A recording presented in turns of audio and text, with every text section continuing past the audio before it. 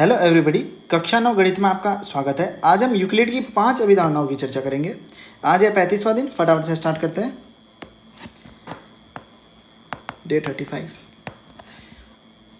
तो अभिधारणा 1 देखते हैं। ठीक है, पहली अभिधारणा कह रही है कि एक बिंदु से अन्य बिंदु तक एक सीधी रेखा खींची जा सकती है। अब देखो इसका कहने का मतलब क्या है। इसके कहने का मतलब अगर आपके पास एक बिंदु से अन्य बिंदु तक, मतलब एक बिंदु से अन्य बिंदु तक एक सीधी रेखा खींची जा सकती है, इसका कहने का मतलब ये है।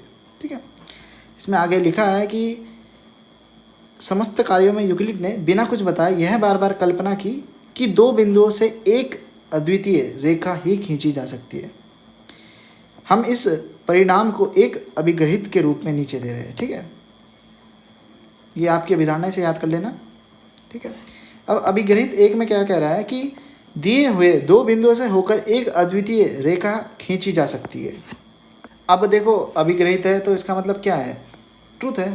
ठीक है, अब यहाँ पे परिणाम है, ये आप इसे पढ़ सकते हो। ठीक है, अब प्रूफ तो नहीं है, ये स्वयं सिद्ध कथन है। ठीक है, इस आकृति को देखो एक बार, इस मतलब चित्र को देखो, आकृति नहीं, इस चित्र को देखो। इन्होंने आकृति लिखा है तो आप एक बार देखो इन्हें। इसे देखो कि दो बिंदु थे P और Q। अब भाई एक स्ट्रेट लाइन तो खींची जा सकती है, और क्या करोगे, अब 1000 खींच दोगे क्या इसमें? देखो साफ पता चल रहा है इसमें। ठीक है, तो अभिग्रहित है, ये कोई प्रमेय नहीं है, तो इसे प्रूफ नहीं किया जा सकता। ये एक स्वयं सिद्ध सत्य है। ठीक है, और मैंने आपको बता दिया था पिछली वीडियो में कि प्रमेय, कंजेक्चर और अभिग्रहित और अभिधारणा क्या होती है। ठीक है, आपको कोई समस्या ना हो, अभिधारणा और अभिग्रहित सेम होते हैं। बस अभिधारणा बेसिकली हम ज्यामिति की जब चर्चा करते तो अभिधारणा बोल देते अभिग्रहित को ही। ठीक है, बाकी बता चुका हूँ मैं। ठीक है, अब अभिधारणा 2 देखते हैं। अभिधारणा 2 कह रही है कि एक शांत रेखा टर्मिनेटेड लाइन को अनिश्चित रूप से बढ़ाया जा सकता है। तो इसका कहने का मतलब क्या है कि अगर आपके पास कोई रेखा है AB, यहाँ देखो गौर से, तो आप इसे बढ़ा सकते हो। ठीक है, अब इसमें लिखा है एक रेखाखंड को दोनों ओर विस्तृत करके एक रेखा बनाई जा सकती है। मतलब कि आपके पास एक रेखा है, आप इसे बढ़ाकर और लंबी रेखा बना सकते हो। ठीक है, इसका कहने का मतलब ये है। ठीक है, इसको भी याद कर लेना अभिधारणा 2 को। अभिधारणा 3 देखते हैं। अब देखो प्रूफ नहीं होगा, कहीं आप सोच रहे हो प्रूफ नहीं है इसमें, क्योंकि अभिधारणा स्वयं सिद्ध सत्य होता है। ठीक है, जो बेसिकली गणितज्ञ लोग करते हैं वो कंजेक्चर पे काम करते हैं। ठीक है, कंजेक्चर से अगर वो किसी चीज़ को प्रूफ कर सके तो प्रमेय बन जाएगी। ठीक है, प्रमेय बन जाएगी तो अपना काम हो जाएगा। थ्योरम मेन हुई ना, ये सब डिस्कस कर लेता हमने। ठीक है, पिछली वीडियो में। बाकी अगर आपको और जानकारी लेनी है तो आप परिशिष्ट 1 पढ़ सकते हो, जो मैंने वीडियो बनाई वो भी देख सकते हो। तो अभिधारणा 4 कह रही है, ठीक है सॉरी, अभिधारणा 3 पढ़ लेते पहले। किसी को केंद्र मानकर और किसी त्रिज्या से एक वृत्त खींचा जा सकता है। ये भी सही बात है कि अगर आप किसी को केंद्र मान लो, यहाँ पे केंद्र, इससे एक त्रिज्या का एक वृत्त बना सकते हैं। ठीक है, ये भी सच्ची बात है। अरे बन जाते वृत्त। ठीक है, ये देखो आप अपनी ओर से बना लेना। ठीक है, ये आप समझ गए होंगे। ये भी एक अभिधारणा है। अभिधारणा 4 कह रही है कि सभी समकोण एक दूसरे के बराबर होते हैं। अब भाई ये तो कॉमन सेंस है ना, सभी समकोण मतलब जितने भी 90 डिग्री के एंगल हुए वो आपस में बराबर हुए। हाँ भाई बराबर ही होंगे, 90 बदल थोड़ी जाएगा। अब ऐसा थोड़ी कि आज 90 है कल 180 हो जाएगा, ऐसा थोड़ी होगा भाई। अब अभिधारणा 5 कहते हैं, देखो अभिधारणा 5 काफ़ी कीमती है इस पूरे अध्याय के लिए। ठीक है, तो कीमती शब्द का इस्तेमाल कर दिया मैंने इसके लिए। अभिधारणा 5 को अच्छी तरह समझ लो। यदि एक सीधी रेखा दो सीधी रेखाओं पर गिरकर अपने एक ही ओर दो अंतःकोण इस प्रकार बनाए कि इन दोनों अंतःकोणों का योग मिलकर दो समकोणों से कम हो, तो वे दोनों रेखाएं अनिश्चित रूप से बढ़ाए जाने पर उसी ओर मिलती है जिस ओर यह योग दो समकोणों से कम होता है। ठीक है, इसका कहने का मतलब क्या है? देखो अभिधारणा है तो प्रूफ नहीं करेंगे। ठीक है, स्वयं सिद्ध कथन है। अब देखो इसका कहने का मतलब क्या है। अब देखो पहले, सबसे पहले ना समझो, इसका कहने का मतलब है कि कोई एक, मान लो 2 रेखाएं हैं। ठीक है, कोई रेखा आपकी ऐसे गिरी।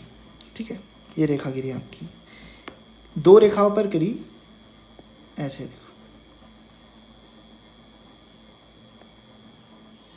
ठीक है। कोई रेखा 2 रेखाओं पर इस प्रकार गिरी कि जो ये जो अंतःकोण बने ना, ये जो दोनों कोण बने, इन दोनों, मान लो ये 1 है, ये 2 है, ठीक है। तो angle 1 plus angle 2 is less than 180 degree, ठीक है। मतलब इन दोनों अंतःकोणों का योग अगर 2 समकोणों के योग से कम हो, मतलब 180 डिग्री से कम हो, समकोण कितना होता है 90 डिग्री का, मतलब 2 समकोणों के योग से कम हो, तो ये दोनों रेखाएं आपस में जाकर प्रतिच्छेद करेंगी आगे मिलकर। खुद ही सोच लो ना, आप देखो ये आगे जाके कहाँ प्रतिच्छेद ही तो करेंगी, जब आप बढ़ाओगे इसे आगे जाएगी। चलो ये तो सही से नहीं बना, लेकिन आगे जाके प्रतिच्छेद ही तो करेंगे आपस में, इतना तो कॉमन सेंस होगा ही आप में, ठीक है। अब सही से बन गया, ठीक है। किस और प्रतिच्छेद करेंगे आप बना लेना सही से, ठीक है, ऐसे ही बना देना। किस और प्रतिच्छेद करेंगे, जहाँ पर ये कोण है, ठीक है, इस कोण की ओर ही प्रतिच्छेद करेंगे। आई होप आप समझ गए होंगे अभिधारणा का कहने का मतलब क्या है, ठीक है। अगर आपको तब भी कोई डाउट रह जाता है तो आप मुझसे टेलीग्राम पे पूछ लेना, मैं आपको अच्छी तरह क्लियर करने की कोशिश करूँगा।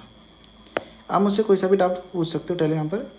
अगर आपको किताब पढ़ रहे हो, आप किताब, ठीक है, आपको किताब का कुछ हिस्सा समझ ना आ रहा हो तो आप मुझे फ़ोटो भेज देना, फ़ोटो का स्क्रीनशॉट खींचना और टेलीग्राम पे भेज देना, मैं आपको समझा दूंगा, एक वीडियो बना दूंगा नहीं, ठीक है। आई होप आप समझ गए होंगे यहाँ पे क्या बात हो रही थी, ठीक है।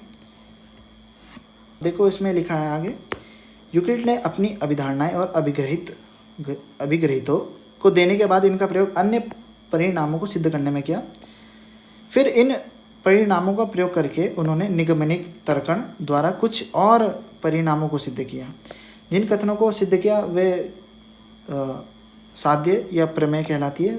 प्रमेय याद रखना, ठीक है, थ्योरम कहलाती है। मैंने आपको बता दिया था कि थ्योरम क्या होती है। ऐसे करके एक तार्किक श्रृंखला में उन्होंने 465 साध्य निगमित डिड्यूस किए का प्रोपोजिशन और थ्योरम्स, ठीक है। बाकी ये कुछ बातें थी यूक्लिड के बारे में, ये याद रख लेना नंबर, ठीक है, काम आएगा क्या पता, एमसीक्यू वाले क्वेश्चन में काम आता है, वैसे काम नहीं आएगा। आई होप आप समझ गए होंगे इन 5 अभिधारणाओं को, ठीक है, पोस्टुलेट्स है आपके। अब हम कुछ उदाहरण देखेंगे, फिर इसके बाद क्या है देख लेते हैं एक बार, बस एक्सरसाइज 5.1 अगले वीडियो में देखेंगे। तो उदाहरण देखते हैं। पहला उदाहरण कह रहा है, उदाहरण 1, यदि ए बी सी एक रेखा पर स्थित 3 बिंदु है और बी बिंदु ए और सी के बीच में स्थित है, तो सिद्ध कीजिए A B plus B C is equal to A C. आप बना सकते हो, एक रेखा बनाई इन्होंने, ठीक है, ए बी ए सी एक रेखा थी, ठीक है, ये देख सकते हो। जो बी है बिल्कुल बीच में नहीं बोला इन्होंने, बीच में स्थित है, मतलब कहीं भी हो सकता है, बीच में इधर भी हो सकता था, इधर भी हो सकता था, ठीक है। तो बस अब यहाँ पर आप लिख सकते हो, इतना तो लिख सकते हो ना कि जो ए बी और बी सी इन दोनों का जो योग है, A B plus B C, और ए सी आपस में संपाती है। संपाती का मतलब आपको मैंने बता दिया था, कोइंसाइड्स, ठीक है, कोइंसाइड कर रही है ना दोनों, A B plus B C और ए सी। तो अभिग्रहित 4 आपको पढ़ाया था, ठीक है, कि वे वस्तुएं जो परस्पर संपाती एक दूसरे के बराबर होती है, तो इससे ये सिद्ध किया जा सकता है, ठीक है। तो अभिग्रहित का यूज़ करके हम और परिणामों को सिद्ध कर सकते हैं, ठीक है। हाँ ये अभिग्रहित 4, ये देख सकते हो आप, मैंने आपको समझा देता है वैसे ही वहीं पे, ठीक है। तो उदाहरण 4 देख लिया, आई होप आप समझ गए होंगे। कोई कुछ भी नहीं था इसमें भाई, संपाती थी। संपाती मतलब एक दूसरे के ऊपर एक के ऊपर एक, ये लाइन इसके ऊपर एक और लाइन, ठीक है। अब A B plus B C ये दोनों आपस में ए सी के ऊपर, आप समझ गए होंगे, इतना तो आपके अंदर भी अंतर्ज्ञान होगा, कॉमन सेंस। अगर तब भी आपको कोई डाउट होता है मुझसे तो यहाँ पर पूछ लेना। अब देखो उदाहरण 2 क्या कह रहा है, सिद्ध कीजिए कि एक दिए हुए रेखाखंड पर एक समद्विबाहु त्रिभुज की रचना की जा सकती है, ठीक है। देखो बात हो रही है समद्विबाहु त्रिभुज की, समबाहु त्रिभुज, ठीक है, बात हो रही है इक्विलैटरल ट्रायंगल की, ठीक है। अब क्या होता है ये, इसमें मैं आपको पहले बता देता हूँ। समबाहु त्रिभुज ऐसा त्रिभुज होता है जिसकी तीनों भुजाएं आपस में बराबर होती है, ठीक है। अब आपको इसे प्रूफ करना है, तो जब आप इसकी रचना करते हो, देखो मैं आपको यहीं समझा देता हूँ। आपने एक रेखा ली ए बी, ठीक है, फिर बी बिंदु पे आपने क्या रखा, प्रकार की नोक रखी, यहाँ पर आपने पेंसिल रखा और एक ऐसा चाप सा बनाया, लंबा सा बड़ा सा चाप, ठीक है। फिर आपने ऐसे ही ए पर आपने प्रकार की नोक, बी पर बिंदु रखी, एक लंबा सा चाप बनाया, ठीक है। अब आपने चाप बना दिया, अगर आप इसे चाप ना बोलो, अगर आप इसे एक वृत्त बोलो, ठीक है। आपने इसे त्रिज्या मानकर, ए बी को त्रिज्या मानकर एक वृत्त बनाया गोल सा, मैं वृत्त बना लेता हूँ, चाप नहीं बोलते हम इसे, ठीक है। इसे त्रिज्या मानकर आपने एक वृत्त बनाया, ठीक है। अरे ये भी बन जाता है यार, चलो बन गया लगभग, ठीक है। फिर ऐसे ही आपने बी को त्रिज्या मान के एक वृत्त बनाया, तो अंडा बन गया, ठीक है। अब आप ऐसे ही समझ लो ना, ठीक है, आप अच्छी तरह बना लेना, ठीक है। आपने एक वृत्त बनाया, ठीक है। फिर आपने क्या करा, ये जो जहाँ प्रतिच्छेद हुआ आपने इसको मिला दिया, ठीक है। अब देखो मेरे पे तो सही से नहीं बने वृत्त, आपको बराबर वृत्त बनेंगे ना, ठीक है। आप सही से बना लेना, क्योंकि मेरे पास पेंसिल और वो तो है नहीं प्रकार, ठीक है। ठीक है, तो ये जो आपका सम बहुत्रिभुज है उसकी रचना हो गई। आई होप आप समझ गए होंगे कैसे हुई रचना। अब देखो, अब ये क्या कह रहा है कि आपको सिद्ध करना है इसे कि ये समबाहु त्रिभुज है। अरे भाई क्या दिक्कत है। अब मान लो ये वाला नहीं है, ठीक है, ये वाला बड़ा वाला नहीं है, ये हटा, ठीक है। अब ये वाला था, तो इससे पता चल रहा है कि ये सी था आपका पॉइंट, ठीक है। ये वाला पॉइंट क्या था आपका सी। इससे क्या पता चल रहा है, ए सी बराबर ए बी। पता चल रहा है नहीं पता चल रहा है, ए सी बराबर ए बी। गौर से देखो, क्योंकि आपका ए बी भी क्या हो गई, त्रिज्या रेडियस होगी, और ए सी भी आपकी रेडियस होगी, दोनों रेडियस होगी, तो आपका क्या हो जाएगा, आपस में इक्वल हो जाएगा, ठीक है। अब देखो जरा गौर से मैं क्या कहना चाह रहा हूँ। अब वापस आ गया, ठीक है। अब मैं इस छोटे वाले को हटाता हूँ, इस छोटे वाले को हटाया तो मुझे क्या पता चला, ए सी था, ठीक है। तो यहाँ से पता चला कि ए बी है वो बी सी के बराबर भी है, पता चला नहीं। देखो ए बी त्रिज्या है और बी सी भी त्रिज्या है उस त्रिभुज की, ठीक है। तो आपको क्या पता चला, ए बी बराबर बी सी और ए बी बराबर ए सी। पता चला नहीं पता चला, कॉमन सेंस भाई, ये भी तो बताया था। अगर हम उस वाले को देखें, ठीक है, इस वाले को, तो अरे सही से बन जाया कर यार। हाँ अब देखो यहाँ पता चला, तो इसमें ये त्रिज्या मान लेना, ठीक है। अब मेरे पे सही से नहीं बनना, आप सही से बना, ये त्रिज्या और ये वाली भी त्रिज्या, ठीक है, आपस में बराबर। तो ए बी ए सी के बराबर। अभी अब आप याद करो ये कौन सी अभिगृहित है, वीडियो पॉज करके याद करो, ठीक है। आई होप आप समझ गए होंगे। तो ये यूक्लिड का पहला अभिगृहित है, वे वस्तुएं जो एक ही वस्तु के बराबर हो एक दूसरे के बराबर होती है। ये देख रहे हो, ये बी सी ए बी के बराबर है और ए सी भी ए बी के बराबर है, तो ए बी बराबर ए सी बराबर ए बी बी सी, ठीक है। आई होप आप समझ गए होंगे, ठीक है। अभिगृहित एक का इस्तेमाल किया हमने, पहले अभिगृहित का। वे वस्तुएं जो एक दूसरे के बराबर होती है, सॉरी एक ही वस्तु के बराबर होती है एक दूसरे के बराबर होती है। तो इससे निष्कर्ष निकाला मैं, क्या पता चला कि त्रिभुज एबीसी एक समबाहु त्रिभुज है, ठीक है। आई होप आप समझ गए होंगे। ऐसे ही हम काफ़ी सारे परिणामों को सिद्ध कर सकते हैं, ठीक है। अब एक प्रमेय को सिद्ध किया है इन्होंने, प्रमेय 5.1, ठीक है। अब क्या कह रही है ये, देखो इसमें क्या कह रहा है, दो भिन्न रेखाओं में एक से अधिक उभयनिष्ठ नहीं हो सकता, बिंदु उभयनिष्ठ नहीं हो सकता। मतलब कि दो रेखाएं है आपके पास, तो उनमें एक से अधिक बिंदु उभयनिष्ठ नहीं हो सकता। उभयनिष्ठ का मतलब होता है कॉमन, ठीक है। मान लो आपके पास कोई दो रेखाएं है, ठीक है, तो इनमें अब एक से अधिक उभयनिष्ठ बिंदु नहीं हो सकता। जैसे इसमें एक उभयनिष्ठ बिंदु हो सकता है ना, आप कुछ भी कर लो, रेखाओं में एक से अधिक उभयनिष्ठ बिंदु नहीं हो सकता, ठीक है। यही आपका उभयनिष्ठ बिंदु होता है कॉमन। आई होप आप समझ गए होंगे। प्रूफ कैसे करेंगे, ठीक है। देखो हम यहाँ पर कॉन्ट्राडिक्शन का यूज़ करेंगे, ठीक है। कॉन्ट्राडिक्शन क्या कहता है, विरोधाभास, ठीक है। मतलब हम उल्टा मान के चलेंगे, हम मानते हैं कि एक से अधिक उभयनिष्ठ बिंदु है, ठीक है। अब देखो मैं आपको समझाने की कोशिश करूँगा, इसमें थ्योरी लिखी हुई है, मैंने आपको शुरुआत में बता दिया था कि ये पूरा एक थ्योरी का चैप्टर है, ठीक है, समझने के लिए। इसमें देखो मान लो आपके पास दो रेखा है, ठीक है, मान लो इनके दो उभयनिष्ठ बिंदु है, अभी तो नहीं है, हमने मान लिया दो उभयनिष्ठ बिंदु है, ठीक है।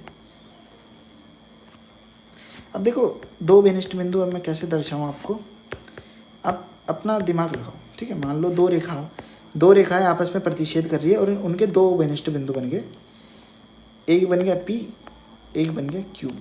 देखो अब आपको ना इमेजिन करना है, ठीक है। इमेजिन करो, देखो मैं यहाँ पे बना तो सकता नहीं ना, क्योंकि होता तो एक ही है उभयनिष्ठ बिंदु। देखो इमेजिन करो आपके पास दो लाइन थी L और M, ठीक है। L और M ने आपस में प्रतिच्छेद किया और दो उभयनिष्ठ बिंदु मिले, कितने मिले? 2। वैसे मिलने एक है, हमने विरोधाभास माना हुआ है। होता है कि हमने माना कि 2 उभयनिष्ठ बिंदु मिले। देखो 2 उभयनिष्ठ बिंदु का मतलब क्या हुआ कि 2 बिंदुओं से होकर 2 रेखाएं जा रही है, ठीक है। इसका मतलब तो यही हुआ ना। एक उभयनिष्ठ का बिंदु का मतलब एक बिंदु से केवल मतलब ऐसे करके प्रतिच्छेद हो रही है, ठीक है। 2 उभयनिष्ठ बिंदु का मतलब हुआ कि 2 बिंदु थे, उससे 2 रेखाएं जा रही है, ठीक है। इसका मतलब तो यही हुआ ना, दोनों रेखाओं के पास 2 बिंदु है, वो वाले उन बिंदु को कह दिया हमने P और Q, ठीक है। मतलब P और Q 2 उभयनिष्ठ बिंदु है। अब देखो ये विरोधाभास है आपका, ये आपका यहाँ पे गलत हो रहा है, क्योंकि आपको बताया कि 2 बिंदु से केवल एक रेखा खींच सकते हो आप। कह सकते नहीं, खींच सकते हो।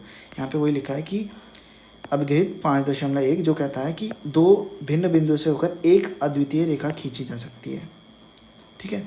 तो ये आपका क्या हो जाएगा, ये आपका प्रूफ हो जाएगा, ठीक है। आई होप आप समझ गए होंगे। एक और बार समझाता हूँ। देखो आपको केवल अपना अंतर्ज्ञान का उपयोग करना है। क्या करना है? अंतर्ज्ञान का उपयोग। हमने माना, वैसे होता है हमने यहाँ पे कॉन्ट्राडिक्शन यूज़ किया है। कॉन्ट्राडिक्शन मतलब विरोधाभास, हम उल्टा समझते हैं, उल्टा मानते हैं, ठीक है। गलत को सत्य मान के उसे गलत सिद्ध करते हैं। कुल मिला के ये समझ लो, 2 रेखाएं थी L और M, ठीक है। ये आपस में प्रतिच्छेद कर रही है और 2 उभयनिष्ठ बिंदु मिल रहे हैं। कितने उभयनिष्ठ बिंदु मिल रहे हैं? 2। अब उभयनिष्ठ बिंदु का मतलब क्या है कि जैसे मान लो ये बिंदु उभयनिष्ठ है, तो इसका मतलब अगर ये रेखा L और M का उभयनिष्ठ बिंदु है, मतलब इस बिंदु से 2 रेखाएं L और M जा रही है, ठीक है। तो 2 उभयनिष्ठ बिंदु मतलब 2 बिंदुओं से आपकी 2 रेखाएं जा रही है L और M, ठीक है। L और M 2 रेखाएं जा रही है, ठीक है। मान लो उभयनिष्ठ बिंदु आपके P और Q थे, ठीक है। मतलब P और Q से आपकी 2 रेखाएं जा रही है। तो ये तो आपका विरोधाभास हो गया ना आपका, किसका? अभिगहित 5.1 का, जिसके अनुसार 2 भिन्न बिंदुओं से होकर एक अद्वितीय रेखा खींची जा सकती है। तो इसका मतलब हम यहाँ कह सकते हैं कि ये विरोधाभास हो रहा है। तो इसका मतलब 2 भिन्न रेखाओं में एक से अधिक बिंदु उभयनिष्ठ नहीं हो सकता। आई होप आप समझ गए होंगे। कोई समस्या हो तो आप मुझसे टेलीग्राम पे पूछ लेना। ये पूरा थ्योरेटिकल चैप्टर है, आपकी इमेजिनेशन पावर चाहिए होगी यहाँ पर, ठीक है। आपके दिमाग की शक्ति यहाँ पर परखी जा रही है बिल्कुल अच्छी तरह, ठीक है। आई होप आप समझ गए होंगे, आपको वीडियो अच्छी लगी हो। अगर आप मेरे द्वारा कोई दिक्कत हो जाती है, आप मुझे अपनी सलाह भी दे सकते हो, ठीक है। अपने द्वारा कोई सलाह देनी हो तो आप मुझे टेलीग्राम पे दीजिएगा, और अपना कोई डाउट मुझसे क्लियर करना तो टेलीग्राम पे पूछ लेगा। आई होप आपको वीडियो अच्छी लगी। वीडियो देखने के लिए धन्यवाद। अगली वीडियो में हम प्रश्नावली 5.1 की देखेंगे। मिलते हैं अगली वीडियो में।